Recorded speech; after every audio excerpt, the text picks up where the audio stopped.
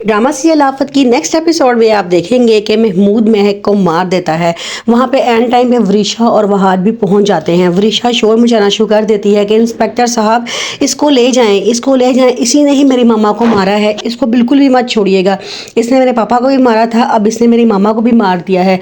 Inspector कहता है ठीक है। वो ज़बरदस्ती महमूद को खींच के बाहर ले जाते हैं और वरीशा वहाँ बैठ कर रोना शुरू हो जाती है और मामा को उठाना शुरू कर देती है। मामा उठें, मामा उठें, आपको कुछ नहीं हुआ, बिल्कुल ठीक है, आप उठे। लेकिन उसकी मम्मा नहीं उठ सकती। वह हाल भी देख लेता है। जब उसकी नब्ज़ पढ़ के चेक करता है तो महक फोत हो चुकी होती है। वो बड़ा रो रही होती है वह वरीशा। तो वो कहती है कि मामा को हॉस्पिटल लेके जाओ, क्या पता कुछ बचने के चांसेस हो जाएं। लेकिन वो कहता है कि नहीं, अब तुम्हारी मामा के बचने के कोई चांसेस नहीं है।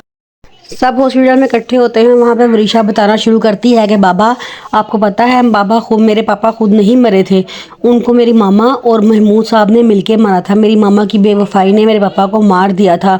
और बड़े पापा, आपको पता है इतने सालों से जो मैसेज आपको सुकून नहीं लेने देना था ना, जो आपको सोने नहीं दे रहा था, वो असल बात यही थी कि पापा आपको बताना चाहते थे कि मेरी मामा ने उनसे बेवफाई की है, वो महमूद से शादी करना चाहते थे और उन दोनों ने मिलकर मेरे पापा को मारा है।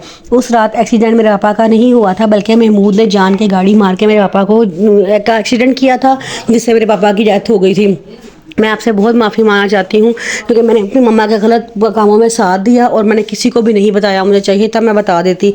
मेरे पापा की रूह को पता नहीं कब तक चैन मिलेगा, क्योंकि जब तक उनकी रूह भटकती रहेगी, जब तक मेरी मम्मा और महमूद साहब को सज़ा नहीं हो जाती। वरीशा बहुत दुखी रहती है, हर वक्त रोती रहती है।